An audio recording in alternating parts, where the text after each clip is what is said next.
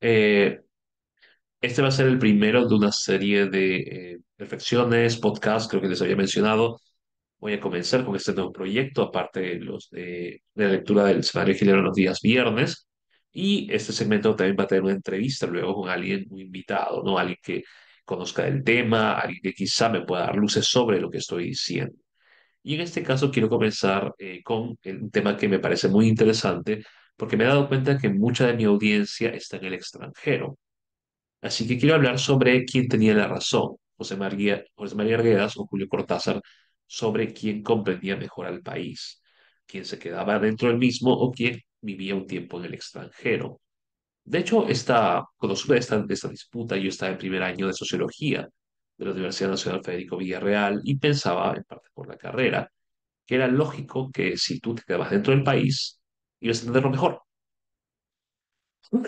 Pensaba que Vegas tenía la razón, ¿no? Y de hecho, yo mantuve esa idea por mucho tiempo, casi hasta que me fui del país por primera vez. No me refiero a un viaje turístico, porque ya había hecho uno a Bolivia en 2016, me parece, comenzó 2016. A fines de 2017 yo me fui a Argentina para estudiar cine. Y durante toda mi estancia en este país, seguí más o menos pensando lo mismo. Pero eso cambió cuando yo me fui. Para ser sincero, a mí me fue pésimo en Buenos Aires. Con lo único que volví fue con el borrador de una novela bajo el brazo, que es mi primera novela en realidad, una novela que recién he publicado el año pasado llamada Talis. Me he demorado mucho tiempo, de hecho, en corregirla. Cuando recién llegué, toda nostalgia, la verdad, ¿no? Disfruté la comida peruana como si fuera la primera vez, o quizá peor, incluso porque más que la primera vez era reencuentro en este caso. La comida de mi mamá recuerdo la infancia, los amigos estaban ahí para recibirme, los encuentros con alcohol, como dínamo y orquesta, pues se multiplicaron. Y el primer mes realmente yo incluso pensé por qué me fui en primer lugar, ¿no? Eh, Básicamente incluso pensé que mi sueño de estudiar cine podía cristalizarse en el Perú, ¿no? Y estaba cegado por esta suerte de amnesia selectiva ligada a la nostalgia, y esta amnesia me hacía olvidar de lo caro y elitista, por ejemplo, que es estudiar cine en este país. Mientras recordaba con mucha fuerza lo peor de la capital argentina, lo que me había pasado allí, no encontrar trabajo, como dije, ¿no? Sin pensar realmente que, y esto seguramente lo sabe más de uno, ¿no? Este dicho que dice que uno recuerda la fiesta o habla de la fiesta de acuerdo a cómo le ha ido en ella. Eh, y de hecho conozco algunos peruanos que todavía siguen en Argentina viviendo años, están muy enamorados del país, de la ciudad, ¿no? De la cultura que incluso el día de hoy, en un país con una inflación enorme, sigue siendo más que el presente, ¿no? Sigue siendo consumida con avidez por la gente. Y sinceramente la nostalgia puede sobrevivir por muy poco tiempo en realidad, ¿no? Y así fue en mi caso, sobre todo cuando tuve que enfrentarme a la realidad. Me di cuenta que no me hallaba dentro del país, eh, los problemas se intensificaron. En ese año que estuve fuera, los problemas se habían intensificado, y sobre todo lo que me despertó a la realidad, ¿no? Este no hallarme, fue que el trabajo al que había renunciado antes de irme, porque yo había quemado mis fuentes pues antes de volver, pero cuando me fui, ¿no? Que era ser asistente de cátedra en una universidad privada, esa ya no era una opción para mí, ya no podía regresar, ¿no? Así que tenía que sobrevivir y regresé a dictar en colegios, ¿no? En colegios, en este caso, conseguí trabajar en dos, pero estaban muy lejos de mi casa. De hecho, era la primera vez que encontré un trabajo tan lejos. Yo siempre había procurado encontrar trabajos relativamente cerca, ¿no? O en carro a muy poca distancia o incluso caminando. Sí, de hecho, nada hay más, no sé, aterrador, quizá nada te enfrenta, como dije, más a la realidad, ¿no? Que no tener lo suficiente en el bolsillo, ¿no? Que tener que pagar deudas, y sobre todo tener que pelearte con tus empleadores, porque esos no quieren pagarte a tiempo, ¿no? Así que, después de pensarlo, ¿no? Después de sopesar mis opciones, decidí que tenía que irme de nuevo. Dije, no, ¿sabes qué? En un año yo me voy, pero esa vez tuve más suerte, ¿no? Tuve más suerte, conocí personas muy generosas, entre ellas mi expareja, ¿no? Y todas esas personas me ayudaron a irme a Estados Unidos, en este caso por una maestría, ¿no? Y aunque fue complicado por momentos, y de hecho pienso escribir en algún momento sobre cosas que pasaron allá, ¿no? Pude ver las diferencias entre vivir como viví en Argentina, con pocos ahorros buscando trabajo, y bueno, viendo estudiar, ¿no? Ir a vivir a otro país con una beca, ¿no? Si bien es cierto, la beca no era, pues, no sé, un montón de dinero, pude equilibrar, ¿no? Mi existencia.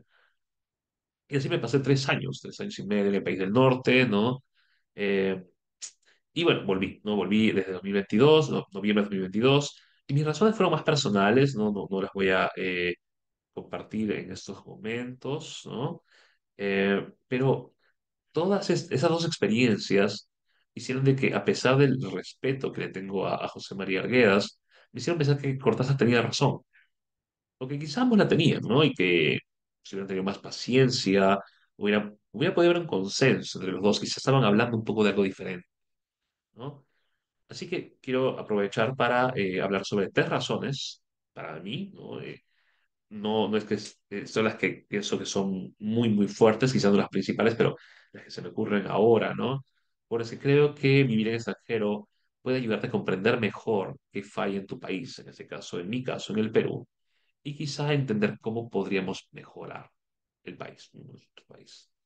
Pero quiero hacer un disclaimer, no quiero utilizar, voy a utilizar países que están mejor que el nuestro, ¿no? Porque utilizar Haití, por ejemplo, podría ser un contraejemplo, en realidad, ¿no? Bien, quiero partir con, aquí tengo mis notas, transporte, ¿no? Pues, bueno, en realidad, y creo que muchos de ustedes lo saben, no tienes que irte tan lejos como Estados Unidos o España, en donde estuve 15 días en este verano de aquí, porque ahí estaba en invierno, para hablar de por qué nuestro transporte es un desastre, ¿no? Que nuestras pistas son una tortura diaria, y sobre todo para quienes trabajan realmente lejos de su casa, ¿no? Que se la pasan por lo menos 1 hora en el tráfico. Sin ir muy lejos, tanto Chile como Argentina tienen subterráneos, de hablar de Brasil, por ejemplo, ¿no? Y hablando de Argentina, uno puede viajar en la línea, si no me acuerdo de la línea B, creo que era la línea esta que tenía un color rojo, y tienes para conectar con la línea A, C, D y H. Y bueno, si bien es cierto, no todas tienen el mismo tipo de vagón, algunos vagones son más, o trenes, pues el subte, son más viejos que otros, o son más modernos, ¿no? Todos cumplían su misión. Y creo que ustedes ya saben esto, pero digamos que yo viajo en la línea B y conecto con la C y ya no tengo que pagar más. Yo puedo viajar por todos los trenes, de hecho. Voy a hacer un paseo por todos los subtes y solamente voy a haber pagado la primera vez. Los trenes te llevan por toda la capital, ¿no? Y tú puedes hacer conexión pagando solamente la primera vez. Y bueno, y en ese caso me podrían preguntar, ¿no? Bueno, ¿pero qué sucede? ¿El subte abre toda la noche? ¿Qué sucede si cierra? Bueno, si no quieren tomar taxi, porque realmente taxi en Buenos Aires, hasta donde yo lo dejé, era muy caro y recién estaba entrando el Uber, eso, como les digo, fue 2018, casi fines de 2018, tú tomas un bus, ¿no? Los buses, a los que los llaman bondis, ¿no? Me acuerdo, no son caros realmente, ¿no? Y tienen paraderos establecidos. Por otro lado, existen aplicaciones para poder ver, ¿no?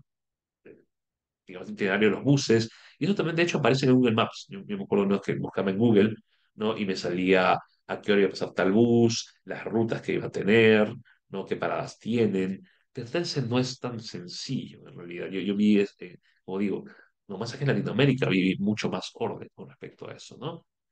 Si bien es cierto, de madrugada los buses pasan menos, van a pasar, ¿no? Y puedes aprovechar el rato, reírte con tus amigos mientras esperas el bus.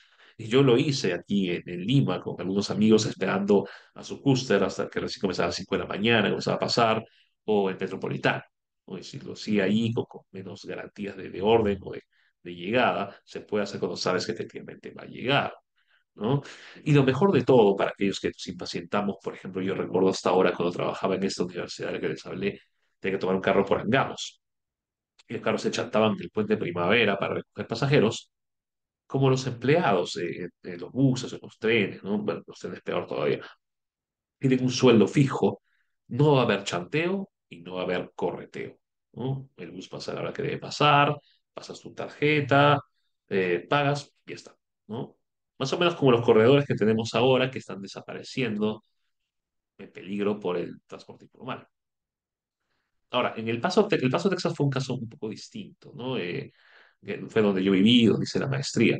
Tenían un tranvía gratuito, no te llevaba muy lejos, de hecho, éramos 3 4 kilómetros más o menos de Orlando, esos 3 4 kilómetros de caminata, ¿no? Y era un circuito relativamente pequeño, quizás hasta 5, ¿no? Y en parte es porque la mayoría de gente, a ver donde estaba, tiene auto, ¿no? Ahora, no quiero discutir si las pistas en El Paso, ¿cómo se llama? Las autopistas tenían 6 carriles por cada lado, ¿no? Porque, claro, comparar estas pistas a de Arequipa, a la General Prado, la Prialé, es un despropósito, ¿no? Se tenía que destruir casas, qué sé yo, para expandir las pistas, me imagino. Pero creo que ustedes saben que existen proyectos, de hecho hay uno en marcha sobre los subterráneos, en marcha que está medio detenido ahorita, ¿no? Y creo que en parte esa sería la solución, ¿no?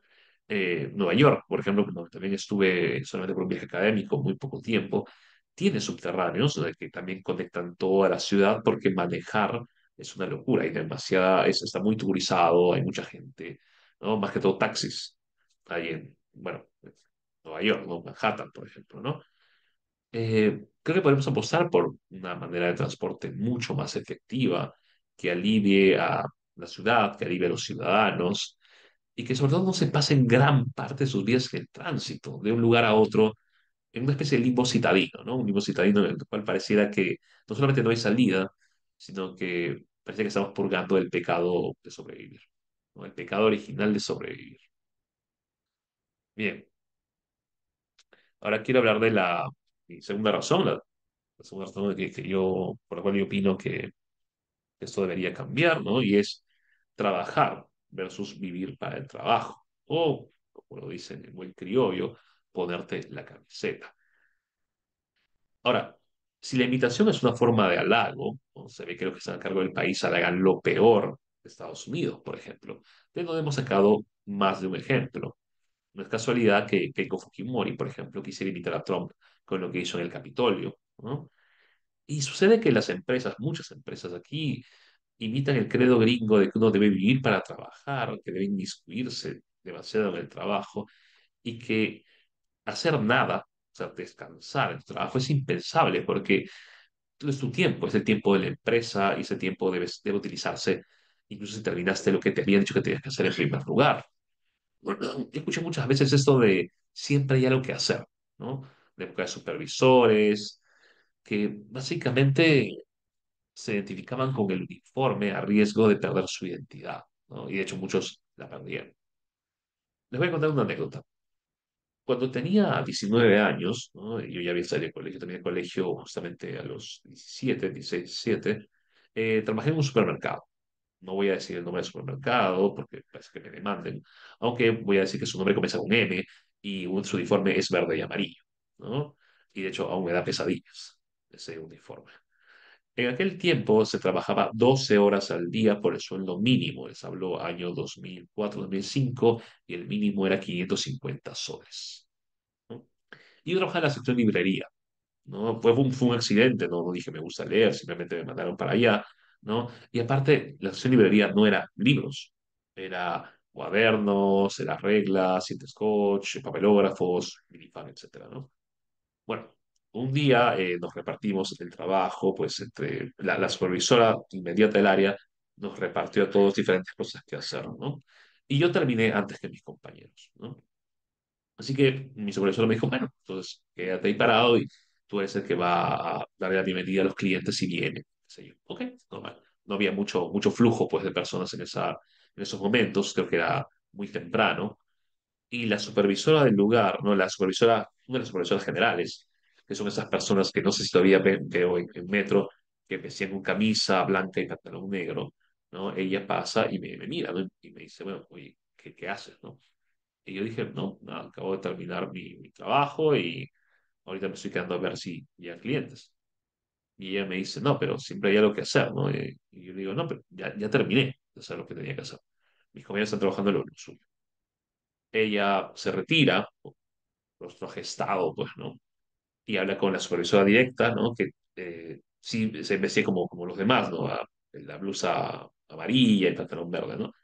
Escucho murmullos, la supervisora general la camisa blanca se retira y a los 5 minutos vuelve con una escoba y un recogedor. Y me dice, bueno, entonces barre, ¿cómo se llama? Tu área, ¿no? Yo, sinceramente, le dije que no lo iba a hacer. No, dije, no, yo no lo voy a hacer, no, este no es mi trabajo, ¿no? Existe gente de limpieza, o sea, si existe gente de limpieza, pues, ellos se encargan de limpiar y yo me encargo de lo que es, en todo caso, de limpiar o acomodar mi área, ¿no? Y bueno, obviamente la cara de supervisora, pues me dijo, pero yo me rehusé otra vez, ¿no? No fue el único incidente que tuve allí, ¿no? Otro día nos dijeron, recuerdo, estaba a punto de salir, yo trabajaba hasta las 10 de la noche, ¿no? Y la otra supervisora, un poco más alta, ¿no? O sea, está en el intermedio, pues, entre la supervisora inmediata y la supervisora de camisa blanca, llega y dice, bueno, chicos, ha llegado un camión con mercadería, tienen que descargarla, ¿no? Y aquellos que ya van a salir, entre ellos estaba yo, ¿no? Marcan su tarjeta, ¿no? Pasan su tarjeta para marcar el término de su turno, y luego regresan porque tienen que ayudar a descargar el camión. Yo le dije, me levantó la mano, pues, ¿no? Como alumno. Y me mira, le digo, ¿nos van a pagar unos extras?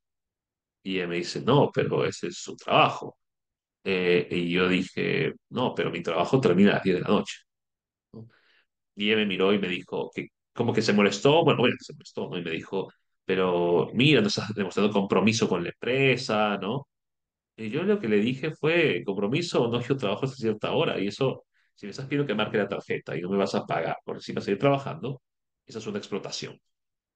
Consejo, ¿no? Cuando ustedes le digan a un explotador que está explotando, verán su rostro cambiar de diferentes colores, ¿no? Eso es muy gracioso. Al final no lo hice, sí, efectivamente, yo dije, si me van a pagar, no, no, me voy. Y me fui, encima me despedí, ¿no? Chao, ¿no? Eh, bueno, y cuál fue su venganza, ¿no? El efecto, creo yo, de todo esto, ¿no? Que no me renovaron el contrato, porque no me podían votar porque tenía contrato en esos momentos, lo cual estuvo bien, no quería seguir, pero en ese tiempo, no sé cómo será ahora en estos lugares, tu último cheque te lo daban un mes después, lo cual me parecía de por sí una canallada, pero cuando yo regresé para que me den mi último cheque de 550 soles, ¿no? Eh, me lo quisieron retener, me lo retuvieron, me dijeron, regresa en 2 días. Regresé en 2 días, regresé en una semana, no, ahí no pude, ¿no? Y tuve que gritar a la persona a cargo, ¿no? Para que me lo soltara. La verdad no me pareció bien, ¿no? Les dije que ustedes ganan millones de soles y ustedes me agarran aquí no 50, ¿qué les pasa, no? Y no es el único capítulo de explotación laboral del cual podría hablar. De hecho, ustedes, si desean, en los comentarios me pueden poner que haga todo un capítulo ligado a la explotación laboral, porque tengo un montón de anécdotas y puedo invitar a la gente también para la entrevista, ¿no? Y antes de que me diga que alguien que me diga, oye, pero qué con eres, ¿no? Así siempre ha sido, porque yo conozco gente que menciona esto, o así siempre es, en todo el mundo es así, aquí va la comparación, ¿no? Cuando estuve en España, por ejemplo, me di cuenta de algo, ¿no? Y luego pregunté esto, ¿no? Me acuerdo que estaba en un café, bebiendo un café, y veía a un mesero, ¿no? Salir y fumarse un cigarro y vagar con su celular por unos 5 minutos, ¿no? Y luego pregunté y me dijeron que efectivamente, cada hora los empleados pueden salir 5 minutos a fumarse un cigarro, a agarrar su celular, qué sé yo. Y eso es aparte de poder ir al baño, por ejemplo, ¿no? Es una especie de licencia que tienen los empleados para hacer esto, ¿no? Para relajarse un toque. En Estados Unidos, yo era estudiante, pero también podía trabajar para la universidad, podía trabajar de mesero para la universidad y yo nunca me fui un minuto después de mi hora, excepto cuando me decían que me pagarían horas extras. Y yo tenía la libertad de decir que no, ¿no? Sé, por ejemplo, porque me han dicho que en algunas provincias, en algunas partes de Argentina, se usa mucho el trueque, ¿no? Tú me das esto y te doy aquello, ¿no? Yo te enseño esto, tú me das albergue, qué sé yo, ¿no? O sea, hay una manera diferente de ver la economía, ¿no? En España, normal, los sindicatos, existen sindicatos, al igual que en Argentina, y no se va a despedir a alguien por pertenecer a un sindicato. Pero, por ejemplo, hay esta limitación, porque en Estados Unidos los sindicatos se están viendo muy mal, ¿no? Y en Perú ya es el extremo, ¿no? Latina, por ejemplo, despidió hace poco gente por fundar un sindicato. Y cuando le dieron la opción, básicamente prefirieron pagar la multa a reponer a estas personas. Porque obviamente van a crear un precedente. En estos países, después que les he hablado, no Perú, ¿no? Tú tienes una función, es tu función y la cumples. Creo yo que el multitasking, como la proactividad, estas dos palabras que las han hecho sonar muy bien a la fuerza, nos convencieron de efectivamente que significan algo bueno, esconden el término explotación, ¿no? Lo disimulan, en realidad, son los disfraces gringos para disimular explotación. Y de hecho, y de eso quisiera hablar en algún otro video, en un bar folclórico de Barranco, que de hecho ha salido promocionando uno de los programas de noticias favoritos, ¿no? Siendo su sponsor. eh, Al menos cuando yo trabajé allí en 2010, los meseros eran obligados por turnos a lavar todos los platos y las copas de sus clientes. O sea, tú terminabas de ser mesero, tú llegas como mesero, armabas las mesas, qué sé yo, eras mesero hasta las 3 de la mañana, a veces el dueño llegaba y tenías que servirlo a él, ¿no? Y te quedas un rato más, y encima por turnos tienes que lavar todo el servicio, no había lavaplatos, era tu chamba, ¿no? Y tú puedes salir a las 5 de la mañana tranquilamente, te pagaban 30 soles por noche. Multitasking, camiseta, ¿no? Cuando estuve en Madrid, por ejemplo, vi que algunos meseros eran bastante cortantes, bastante directos. Tú te demorabas y se iban y atendían otra mesa y luego regresaban. Es como que estaban apurados y te apuraban un poco en pedir, ¿no? No los veías sonreír mucho. Algunos sí, los latinos, por ejemplo, quizá algunos de ellos, ¿no? Y eso me molestó al principio, porque obviamente como peruano estoy acostumbrado a la usanza peruana, a que el mesero te pele los choclos, ¿no? Que te sonrías. Y no digo que eso esté mal, al contrario, sobre todo en un país donde la propina es escasa, ¿no? Pero cuando pregunté a otras personas qué pasaba ahí, me dijeron de que muchos meseros son estudiantes universitarios, de maestría, por ejemplo, y que ellos se sienten menos que tú por ser meseros, ¿no? Es algo incidental, que ellos te sirvan y entonces el cliente eso puede cambiar, ¿no? Y creo que eso es mejor, en parte, que, porque yo he sido mesero en algún momento de mi vida, no digo que lo haya hecho, ¿ah? No lo haya hecho necesariamente, ¿no? Que fingir una sonrisa a un mesero, bueno, a un cliente, pues, mal educado, y luego meterle un pollo a su café, ¿no? A escondidas. Bien, ahora quiero hablar de la razón número 3, ¿no? Que es seguridad, ¿no? Seguridad. Bien, bueno, la seguridad en Perú, o la falta de la misma, ¿no? Creo que está muy ligada a la corrupción. ¿Por qué un choro? ¿Por qué un delincuente temería a la policía? Si sabes que dándole algunos soles te va a dejar ir, ¿no? Muchos, creo yo, obviamente incluyéndome, hemos visto al policía de turno ser coimeado por un conductor de bus y también hemos visto, pues, cómo los policías mismos utilizan ciertas palabras para sacar dinero, pues, al conductor en falta, ¿no? Por otro lado, las trabas que te ponen para denunciar un delito son interminables, son tremendas. Esto desanima a las víctimas, que no solamente a veces tienen que temer las represalias del delincuente, sino también el hecho de que la justicia no va a llegar, ¿no? Y existen en Perú, particularmente en Lima, porque yo vivo en Lima, ¿no? Zonas que no visitaríamos en soledad. Yo al menos no las visitaría sin conocer al menos a alguien de la misma zona, ¿no? Eso sucede, por supuesto, en casi todo el mundo, y eso no significa que esté bien, pero hay grados, ¿no? A mí me encanta caminar, por ejemplo, a mí me gusta mucho, yo cuando voy a otro lugar, otro país o que sea, otra ciudad, camino mucho, ¿no? Y cuando me meto a mis trabajos, normalmente camino, por ejemplo, si estoy en el centro de Lima, camino del centro de Lima a donde vivo actualmente, ¿no? Que son más o menos unos 5 kilómetros, ¿no? A veces me pongo mi música, estoy tranquilo, pero sé que conozco mi ciudad, ¿no? Estoy atento, sé más o menos cómo moverme. Por supuesto, igual estoy corriendo un riesgo, ¿no? Siempre en la madrugada puedes correr un riesgo, nunca sabes qué puede pasar, ¿no? Pero, por ejemplo, cuando he hablado con chicas, ¿no? Me han dicho que me cuentan que están en Barranco, incluso están en Miraflores, quizás porque los choros creen en la inclusión, porque quizás abusan de las personas que creen que pues, tienen menos posibilidades de defenderse, ¿no? Porque también asaltan niños o asaltan ancianos.